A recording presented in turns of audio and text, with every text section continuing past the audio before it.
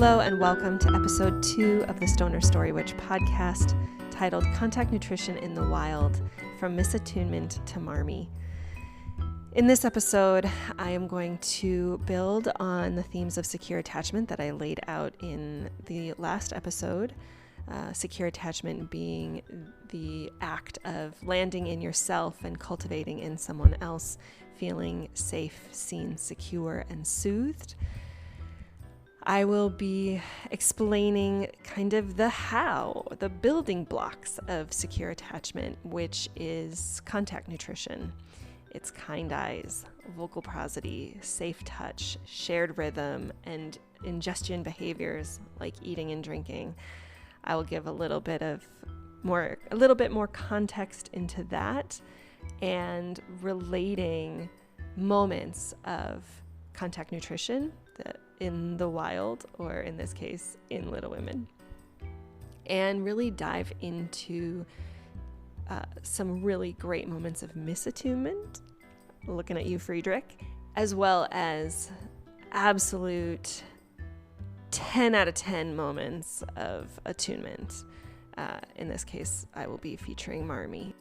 And as I will try to do in every episode, I will be including any links that I can find of the scenes that I am discussing and post them in the show notes of the episode. So if you have not already watched the scenes or watched the movie, and that would be a way that you would like to engage with this podcast, I invite you to check those out in the show notes. So stick around. I hope you enjoy.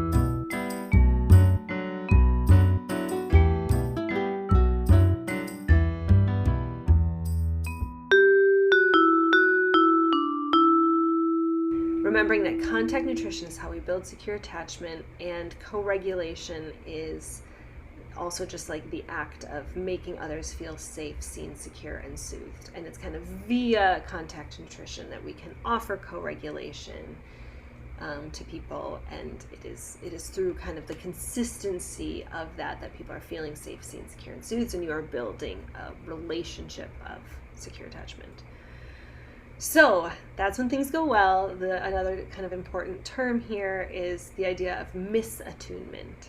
So if we are misattuned to someone, it is that we are like not gotten. You are not getting me as a person in this moment. It is a lack of co-regulation. It is, you're missing the mark of being able to make this person feel safe, seen, secure, and soothed. So I would say that misattunement is moments that just create the overall picture of whether an attachment relationship is secure or insecure. And I would be remiss if I said that everybody misattunes all the time. Like I described in the last episode, secure attachment is really hard to cultivate and maintain in modernity. And so the point is not perfection. And I've learned in my courses with Carmen around secure attachment that we actually build secure attachment when we repair. When we repair early and we repair often. It isn't actually the acts of all the times we make it right, all the times we get it right, but actually the times that we apologize and we repair and we fix it and we don't do it again. That it is actually the act of repair that builds secure attachment more than anything. So it's noticing when we misattune and then coming back together. So, or I guess also in the case of a persistent insecure attachment, its misattunement is just death by 1,000 paper cuts, right? It can be just all the moments of being told you're being sensitive, or you're fine, or well, I wouldn't have if only you had da da da. And just having a little stretch for just noticing how that is in my life. That was a common thing that I was told. So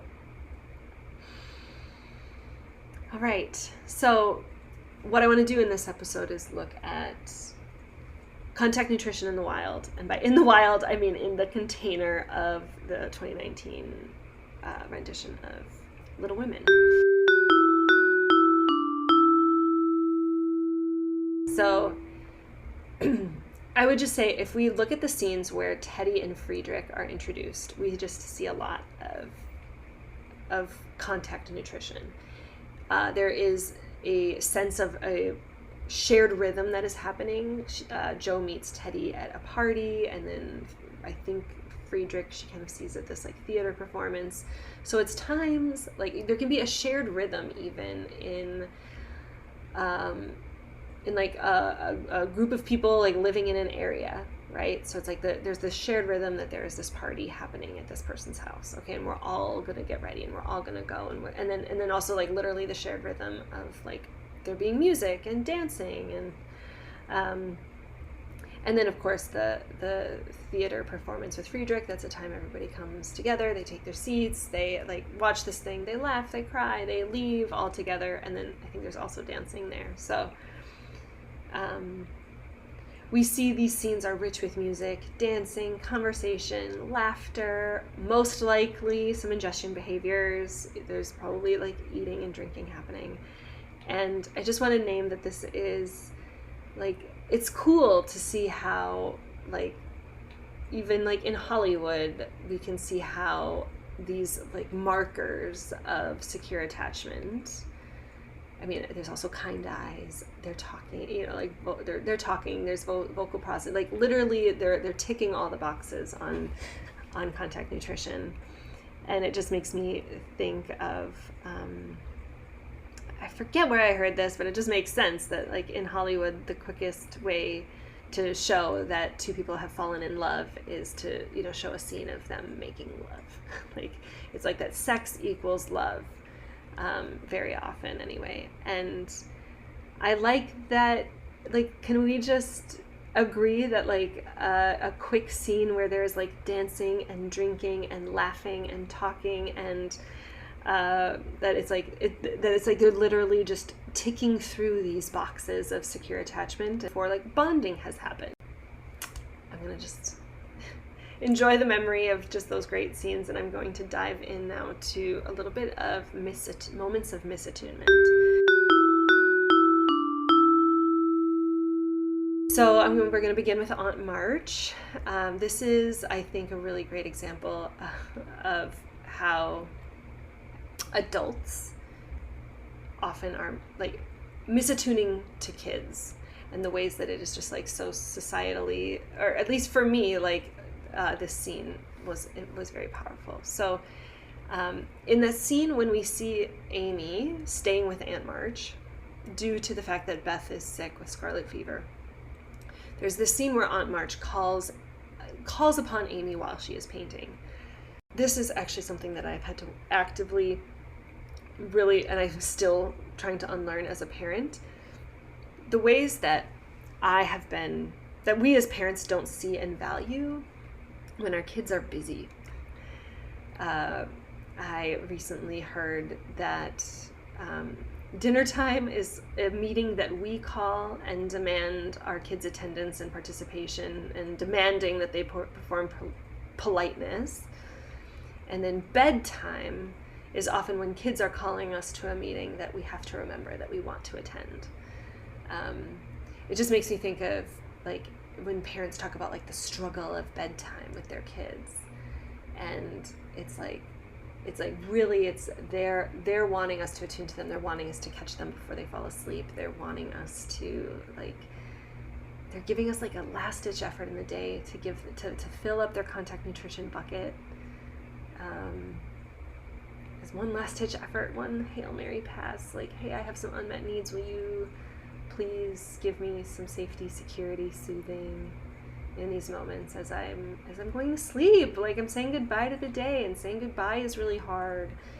And I just think of like the times that I've been really short with my own children, like when they are wanting one last at bedtime, and the ways that, you know, I would be expecting them at dinner time to be conforming to, like, you know, my standard of like what a, you know, quote unquote nice family meal is. Or so there was a part of that, like, of Aunt March just see, like, Amy is literally in the middle of painting and just like, hey, Amy, do you have a moment? Come over here. It's like, oh, like, you know, just the one-sidedness, I guess, of how that relationship is, which I think is the point. And let's just name that that's the point, that Aunt March is not presented to us as an example of what to do. So then when she does something that feels like, ooh, that is kind of like me, it's an invitation to ponder. Is it not? All right, anyway, so that was a big digression, but so we see Aunt March is calling over Amy. She is not seeing that Amy is clearly busy and in the middle of something that matters to her. And I would say it's because Aunt March is just long severed from any sort of creative practice of her own. The way it is, I'll get to this in, I think, the next episode, but the way every sister has like their own creative thing that is their own, and it drives them. And the fact that, like, we don't hear anything about that with Aunt March. And she presumably has all the time in the world, all the leisure time in the world, to be able to pursue anything that she wants. And it's never mentioned. Anyway, so Aunt March calls Amy over and she's saying, and she seems that in her own way, she's worried about her nieces. And she is kind of exhibiting some coercion, saying, this ring will be yours if you keep behaving. She says, like, you know, Amy says, really? And I think she's like, well, just see if it doesn't.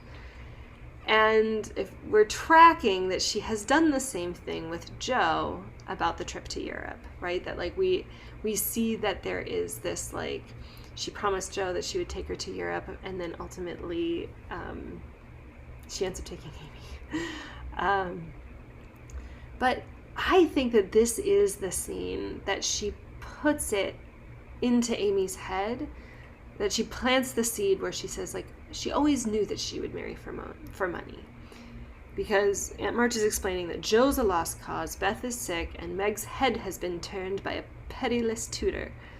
And then she tells Amy that she can just go back to her little painting, which just feels very patronizing. And then 7 years later, we see that, like, they're having this conversation about when they're going to go back to the States. And Aunt March says that, well, we'll return once your engagement to Fred is all final. And Amy reminds her, like, oh, and when I finish my painting classes, of course. And it's like, it just, there's the patronizing that, like, the painting doesn't really matter.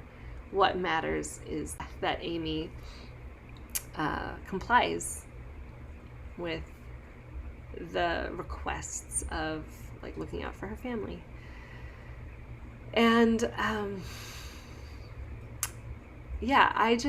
wish that I lived in a world, and I am trying to cultivate the world where we value kids' creativity and play just as we would any adult that's preparing for a big meeting at work, where we treated kids more as our equals and even in a lot of ways our elders, because of all the ways that they don't have to unlearn the bullshit conditioning.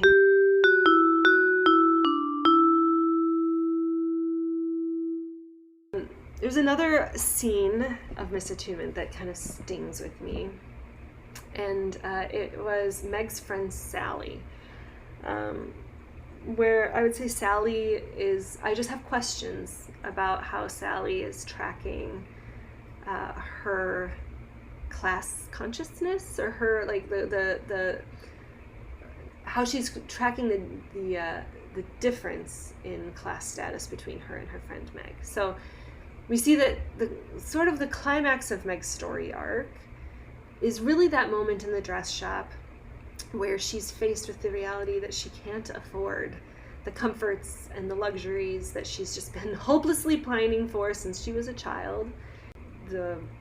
I'll say more about this later. I think I have more that I'm going to say. So I will just keep this on Sallie and the Silk for now. That we know that Meg is married to not a very wealthy man. And we know that Sallie comes from a wealthy family, and she married well. I'm curious how attuned Sallie is to her friend. I'm curious, is she actually clueless of Meg's financial position? And remembering that being ignorant and not tracking power when you are in a power position is an abuse of power. And we see that like Meg is declining her friend's push to buy the silk, and Sallie's encouraging her to treat herself and that she deserves nice things. And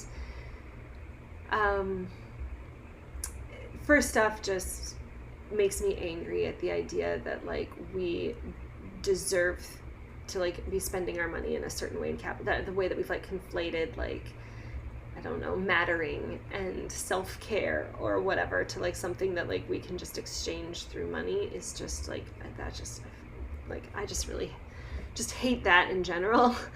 It makes me, want to be conscious as a friend, like recognizing, like makes me curious if I've ever been that friend that maybe, when we suggest where we might go on a Friday or Saturday night, isn't considering like what sort of expendable income does everybody in the group have access to.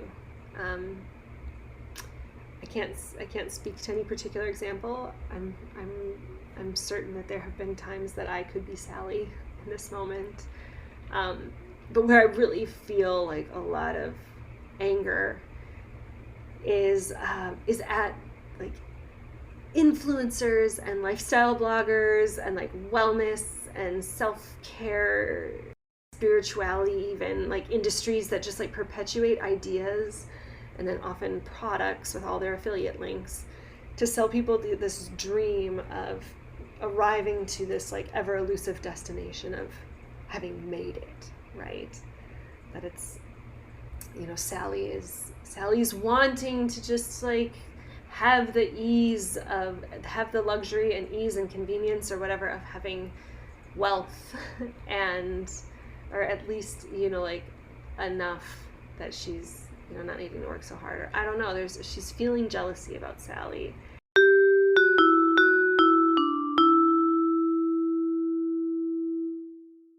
What could Friedrich have done differently? So as I discussed in the last episode, we see that there's this ego death that Jo suffered with Friedrich that was pretty immense, right? She's unable to tolerate his bluntness. And he also says, your reaction indicates you must think that there is some truth, which feels like, to be honest, it feels like gold. Like a hit dog hollers. Like if you would not be so vocal if like there wasn't some part of you that like knew it was true, knew that it stung, anyway, I digress. So Friedrich is recognizing that like, so Friedrich can see that Jo admits that there's some truth to what he's saying. However, let's remember that being attuned is not about what is like objectively true. Being attuned is about understanding somebody else, seeing them, welcoming all parts of them, tracking power, rank, and privilege, all the things. So, if Friedrich had done things differently, right, it wouldn't be the movie, right? Just like there can't be enough room on the door in Titanic. Like Jack has to die, that's like the whole point. Like, okay, so fine. But however, like let's imagine for a moment how Friedrich could have been more attuned in perhaps understanding his part as, the male gaze in Jo's life. So in this scene where he's going to sit down with Jo and talk to her about her writing, like I would say step one, or a step, is to get clear on what his intentions and motives are and share it with her and ask her to do the same thing. So it appears that he wants to read her work because he likes her and wants to get to know her, see that part of her, gain some intimacy. So like if he could just like say some of those words and just check in and just be like, what is it that you're wanting from this time? Okay, and that being said, he has to track power, rank, and privilege. If he is not able to see his role as the male gaze in Joe's life, the relationship is not going to be a secure one. If I were him at this point in my life, and as a former teacher and therefore instrument of indoctrination, I might say something like, hey, I recognize that by being a man, I have had access to academia in a way that hasn't been accessible for women. I also recognize that we live in a world of men's imagination, so I really deeply desire to see your point of view, as you have not been as indoctrinated by limited imagination as I have. And I'm hoping to offer you my honest and intelligent feedback to help you grow as a writer and visionary. It's two aspects of you that I see so clearly, and I don't want you to just be palatable to the status quo. Will you be authentic with me and show me who you are and not just who some newspaper editor has told you will sell papers, also known as what patriarchy has taught you that you need to be in order to be palatable?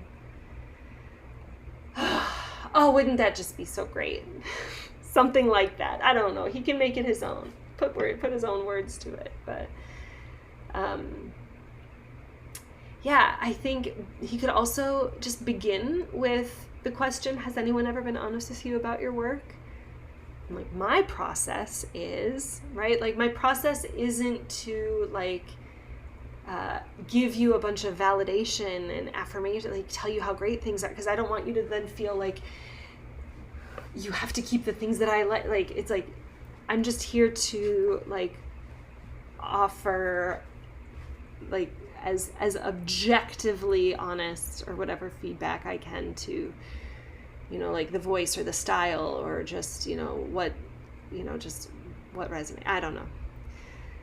But share his process, what he's planning on doing, and making sure that like what he's offering her is what she wants. Does she actually want intelligence? Does she want encouragement?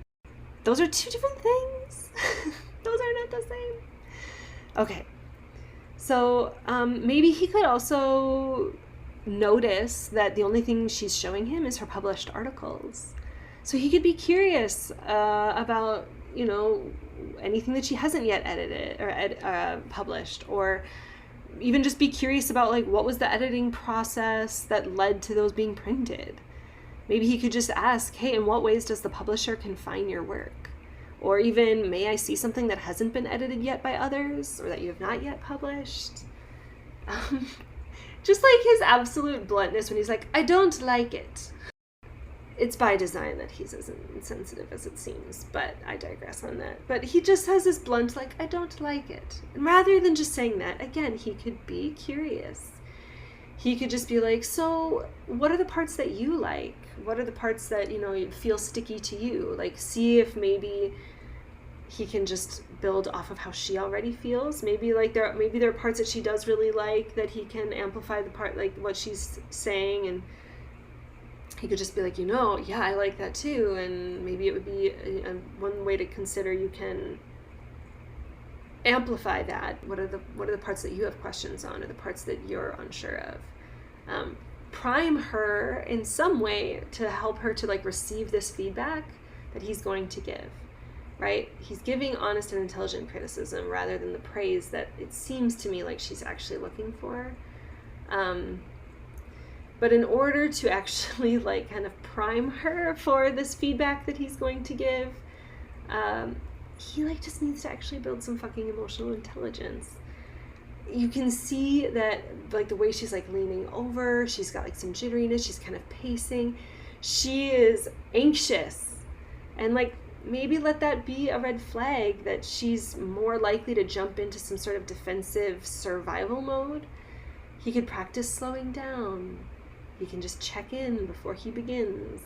Like, if he knew about contact nutrition, right? Maybe they could like have some like biscuits and tea that they're also like nibbling and sipping on before, during, and after. We don't really see what was happening before he started reading, so it's hard to say like what the before moments were like.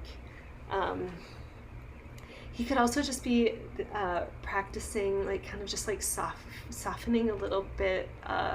This is another thing that Carmen talks about, softening the armoring bands of your face, to just like allow a little bit more varied facial expressions, to be able to achieve like a little bit more beam and gleam with the eyes.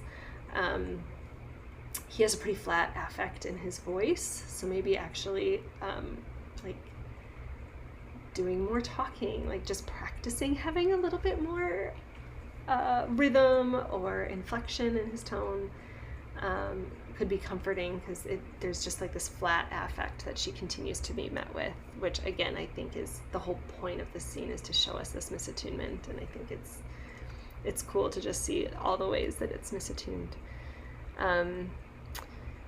Yeah, the flat affect is just not helping Joe to receive the kind words that he's actually trying to deliver. There is just such a stark contrast in like the actual words he's saying with like the least amount of emotional resonance.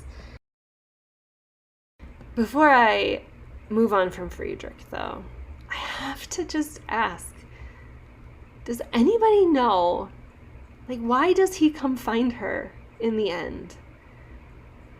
She leaves after this. As far as we know, she like leaves after this thing. She's called back because Beth isn't doing well.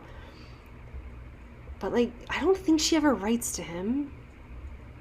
Maybe the book talks about this. I've read a little bit of the book, but I haven't finished it. I wonder if like we're supposed to presume that he's coming to repair from the misattunement of her sharing her work with him, and maybe see if she'll like give him a reason to stay. It sure seems like he like was like, hey, I'd stay here if you wanted me to stay. But like, we don't really see that that's why he's doing it. What I like to think happened, what I like to think like we just like the parts of the movie that we like just didn't get to see, was that when she was called to come home, she moved out in such a hurry that she forgot that there were just some old writings in a drawer that maybe she forgot that she had, because Mr. Dashwood had just like totally like robbed her spark from her. And so there's like all these like Josephine March originals that the housekeeper then finds, and the housekeeper knows that Joe is friends with Friedrich. So then she gives them to Friedrich to bring back to Joe, and then maybe he actually like reads a few of them, and that these are samples of her pre-Dashwood days. And while he may have some honest and intelligent feedback, he can't deny that she has like a great style, point of view, a revolutionary way of writing that is due to and not despite the fact that she's been uneducated by like the higher echelons of academia. That is like what I like to think actually happened, and that there is like, he's like, oh my gosh, like this is an incredible writer, like I need to make sure that like they know that. Anyway, I digress on that as well.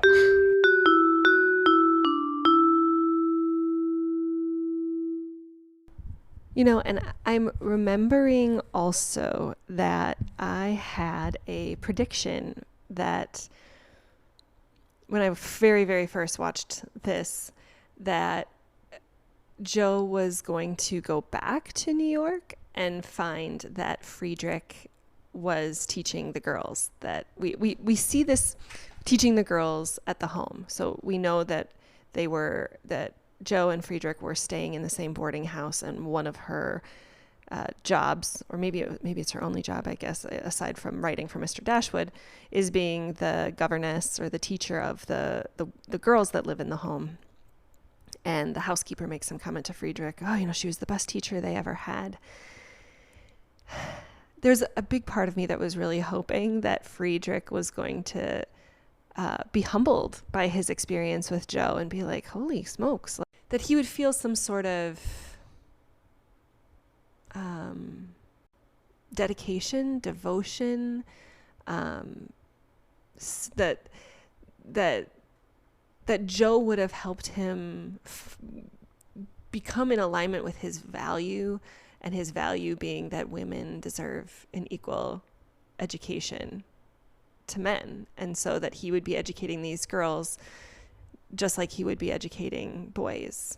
but perhaps with greater attunement because he had this rupture with Joe. And that would make the narrative of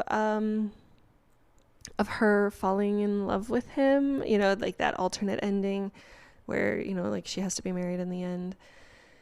That would make it, I think, a lot more believable that, like, okay, wow, she really found her match. Like, she found, like, she did not make this guy teach these girls, but realizing that, you know, that he is passionate in the same way, or that he has the same sense of justice, and that he can see it on his own. He doesn't need Joe to explain it to him. He was able to figure it out on his own, that he had like this whoops moment with her, but then it was just, all right, like, I will do differently, and I will do better from here on out. And I fantasized about there being, you know, like maybe Joe picking up her stuff and like just kind of walking into it, and like that being, that would feel better than just this ambiguous, he just arrives kind of out of nowhere. And again, like, they don't really show us why. And I know movies can only be so long. But I just kind of, I like to, this is a particular storyline or question that I really like to just be like, ooh, there's a really cool invitation to just be like, if we just sit in this question a little bit longer, like, where can we find that crack for liberation, or that crack for just, okay, where is somebody in an up power position, like being able to see that, like, okay, I need to be in solidarity here. I would have loved to have seen it, and I didn't see it, but I'm making it real now. So you heard it here first. That's what happened. Okay, so now we're to Joe and Amy. We have the book burning and the thin ice scenes. Okay, so in the beginning of this chapter of their lives, we see this evening that Joe is just being like unnecessarily nasty to Amy for reasons that we cannot really discern. Amy is justifiably angry and burns Joe's book. And then Joe is also justifiably angry and will never forgive Amy, which is also very understandable. So there's like, these feelings are so understandable. This element of their stories is all about repair. It is important that Amy metabolized her anger, albeit it was a very short-sighted, permanent way. And it's important that Joe was not forced or coerced into some hollow apology on someone else's terms. I love this scene. It shows that being in relationships is hard and it's messy. And as I said at the top of the episode, the point isn't that we get gotten by the other person all the time perfectly, and that we're perfectly regulated and attuned to them at all times. The point is that we come back anyway, that we don't throw people away. And we also don't throw ourselves away by bypassing our own feelings. We make space for everyone and all their parts and all the parts of ourselves. So this scene is worth breaking down. We see some mourning, and it seems to be the next morning. Then Joe is giving Amy the silent treatment, and she's walking to another chair at the table to sit even farther away from Amy when Amy comes down.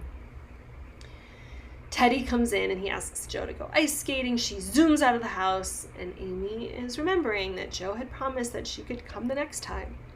And she laments, "Oh, will Joe ever forgive me?"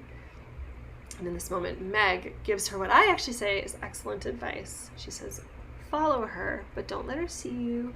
Wait until she is good-natured with Lori, and then say some kind thing, and she will be friendly again."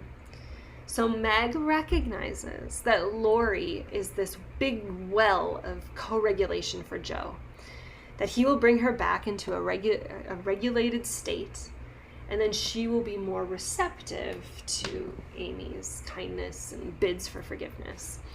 However, Amy totally misses the first crucial part, which was wait until Joe is good-natured with Lori. And again, yes, like, if like that would have like changed the whole course of the movie. So like, again, it's the plot happened the way it had to happen. So it also just feels really important and tender to mention. And as someone who has lost a loved one suddenly, especially in an accident, it is a really compelling invitation to blame ourselves for their deaths. There's this if only I kind of hypothetical easily becomes it's all my fault. And it's heartbreaking to see Jo realize how she would be living under a mountain of grief if Amy had died from falling through the ice, all because she was working through her big and understandable and welcome feelings. So I'll take this opportunity to share another teaching from Carmen's work on attachment, and that is the importance of comings and goings.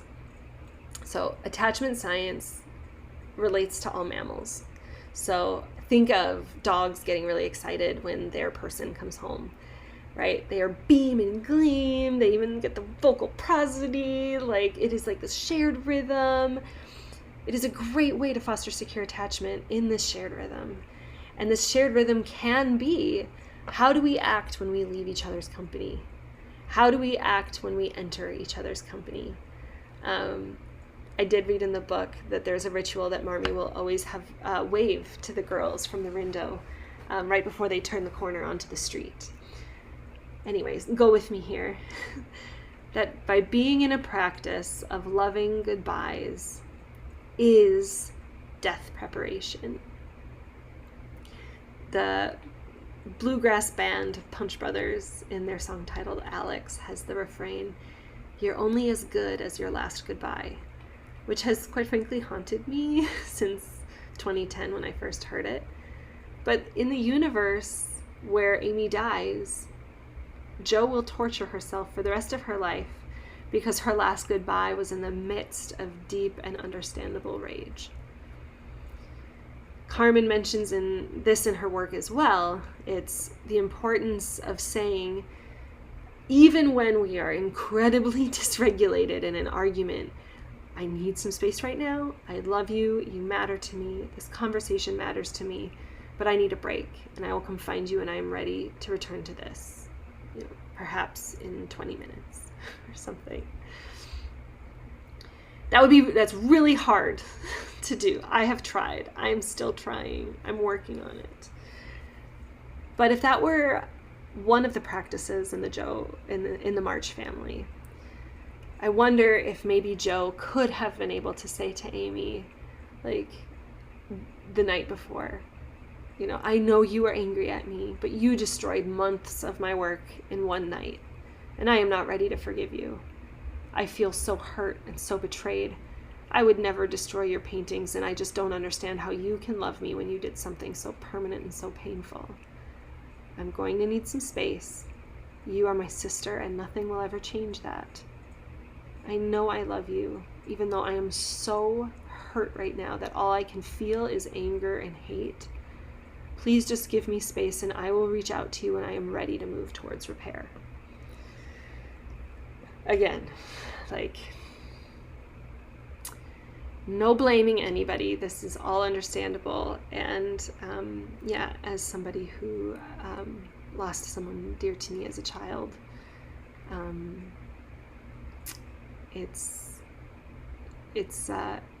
an important invitation for me to consider of how do we make sure that whenever possible we can end things well enough that if that were our last goodbye, we would feel like we could live with ourselves. All right, I'm gonna just take a little stretch and let that one out. All right. What Marmee did perfectly, which is sarcastic because, let's just remember, perfection is a myth. And when it comes to secure attachment, it isn't about doing things perfectly. It's about actually repairing from quote-unquote mistakes or misattunements that earns us secure attachment. Now, all that being said, Marmee is a wonderful character. She is like the reason I was drawn to Little Women as kind of a co-regulator for me during a hard time. She's that parenting role model, competent protector. So what I mean is that, like, in order for me to self-regulate and bring myself back into secure attachment, she is somebody that I can close my eyes and imagine just being so nurturing and protective that I can just feel in my body a sense of being safe, secure, and soothed. And just a reminder that, like, secure attachment begins with ourselves. We have to engender it in ourselves before we can offer it our regulation and our security to someone else. So I want to just consider, like, what are some of Marmee's greatest hits? I would say, like, the very first scene that we see of her is she is creating just like this, what I would just call a warm chaos of a loving family home. We see that when Laurie drops off Meg. She's baking. We see that she, like, I do all my baking at night. She's receptive of Meg. She's warm to Laurie. Joking, asking him if he needs ice. Oh, you should come and play in all the girls. Come join the girls in all their plays. Oh, call me Marmee. Everyone else does. We see how Laurie is enchanted by this seemingly magical, warm, and loving family home.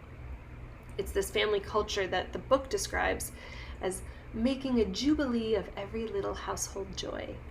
Talk about shared rhythm. You feel so seen and secure that every little joy is deeply felt and amplified by your family. That is incredible. And then we also see, this is like, oh my God, like one of my favorite scenes of the whole movie, and it's so small, or it's seemingly small. I don't remember how many seconds it's actually on the screen, but it's Marmee bringing Jo food when she's working in the attic. And again, it is not forcing Jo to come downstairs to force some expectation of, like, a family dinner, right? It feels reminiscent of how the family would care for and nurse Beth. And even though Jo wasn't sick, Marmee sees her daughter so clearly that she's overtaken in this creative work that is presenting itself to her, just as it happened when she was a child and adolescent. The way that she nurtures her daughter is to see and understand that this is what Jo needs to do, and just honor it and just be there for her.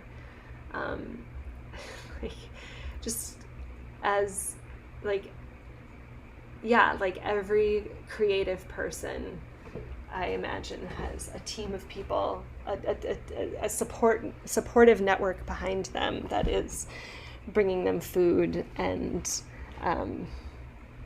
taking care of all the things that they don't have to, because giving them the spaciousness to be able to create. All right, but for me, though, the ultimate Marmee moment is in her chat with Jo about rage.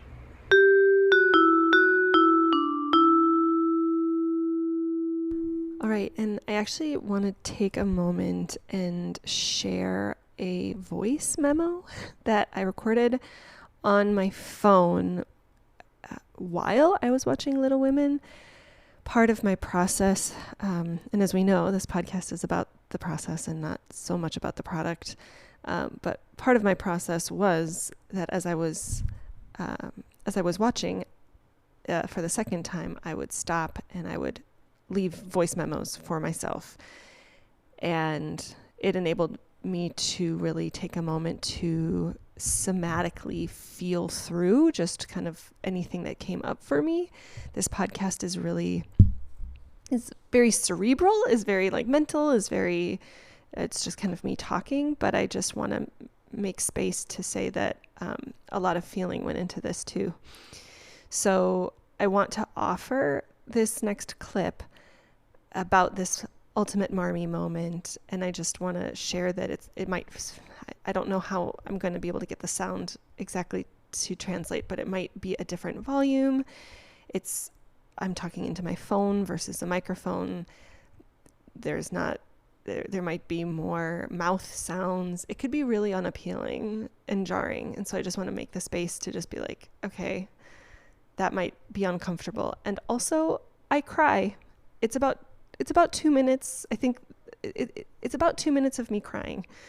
And you may not have capacity or willingness to listen to that. So I invite you.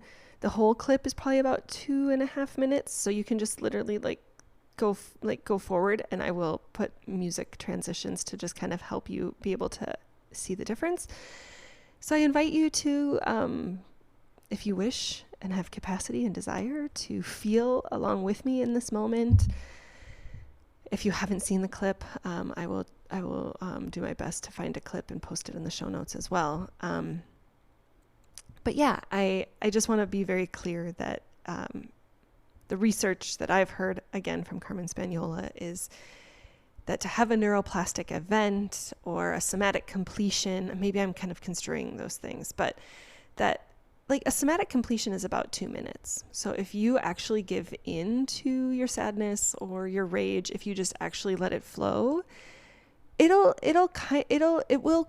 wrap up naturally within about 2 minutes, if you just allow it and give it the space. And it's funny that as I was looking through my memos, I noticed that there was this one, and I was like, oh, damn, that is I just allowed myself a somatic completion on this.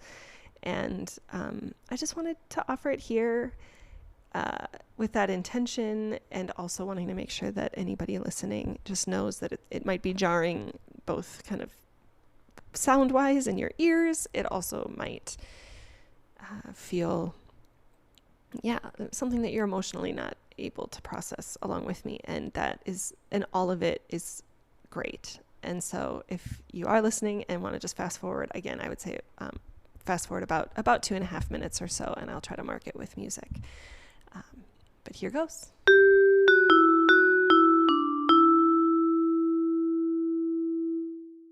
For me to lift that veil there and say, I get angry every day. I've just, for 40 years, I've just, I'm not patient by nature, but for 40 years, I've sure tried. And then, oh my God. And then this beautiful moment where Joe's like, I hope to be same as you one day. And then Marmee is saying, I hope you'll be a great deal greater. And we're left kind of in that moment being like, wait, is she saying I hope that you'll do a better job at being patient, or a better job? What do you mean? Wait, what? And then Marmee follows it up, and I even wrote this down because it just feels really important, and it just felt good to write it. She said, some natures are too noble to curb and too lofty to bend. Oh, just validating her rage. Being like, I actually hope that you stay in tune with that rage. It's what it feels like. She sees that Joe is conflicted and grappling, and does not need she's trusting Joe's discernment that she's not gonna kill her sister, right? But she's like, no, there is a power there. And that, it just feels like she is signing some major permission slips for Joe to stay in touch with that wild, rageful force in her. Or in him. I don't know. But that just all feels so lovely. So worth a pause and a little feeling. Oh, Marmee. Just 10 out of 10. Just hitting home runs left and right. Nice work.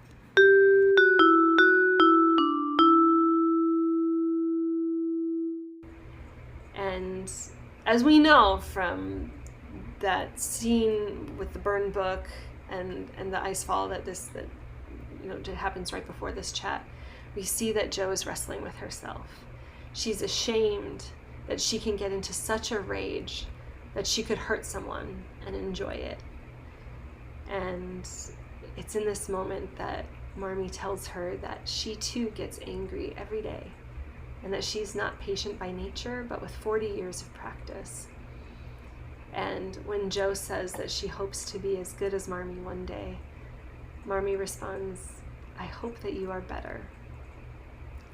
And if you just stop here, I can fill in the blank easily with like some sort of self-deprecating, like, oh, I'm still so angry. I hope that you'll feel less angry and be able to control it better, to be even more palatable in the patriarchy, right?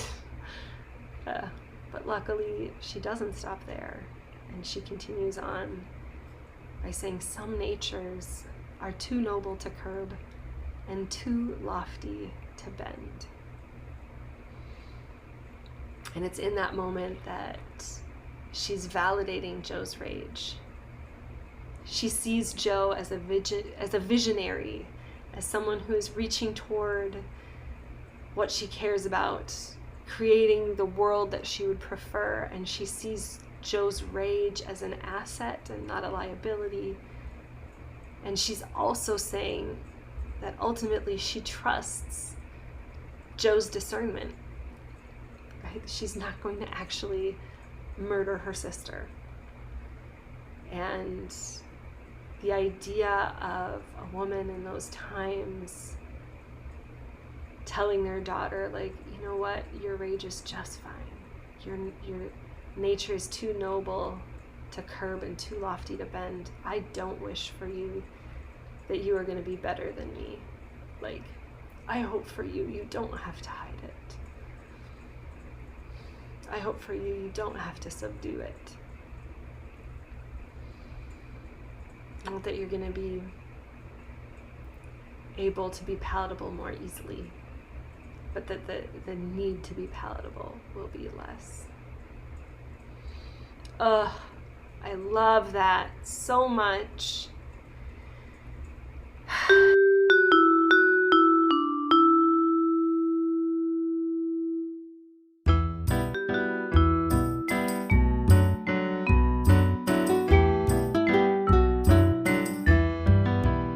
Thank you so much for tuning in to episode 2 of the Stoner Story Witch podcast. Once again, I would like to thank my teacher Carmen Spaniola for her work on secure attachment as well as contact nutrition. She has 2 courses in her Numinous network that I will have a link to in the show notes, as always. And I want to thank Matt Shuby for the podcast art, my husband Kevin Carlo for all his help in the creation of the theme song for the podcast, and Aeneas Mitchell and John Williams for their inspiration of Hedwig's theme and Hadestown. On my next episode, I will be discussing the March Sisters in terms of internal family systems, where I use the characters of the March Sisters to ask myself, how is it that we are invited to react to or interact with each sister as some element of myself, and really looking deeply into the choices that they have, the big lie that they are each encountering, their needs, their thresholds, and of course, the invitation is always there to ask, how does this relate to my life and the larger picture? So stick around for that. And before I sign off, I would like to leave you with a quote from another one of my teachers, Rev. Angel Kyoto Williams, who says, "Love and justice are not two. Without inner change, there can be no outer change. And without collective change, no change matters."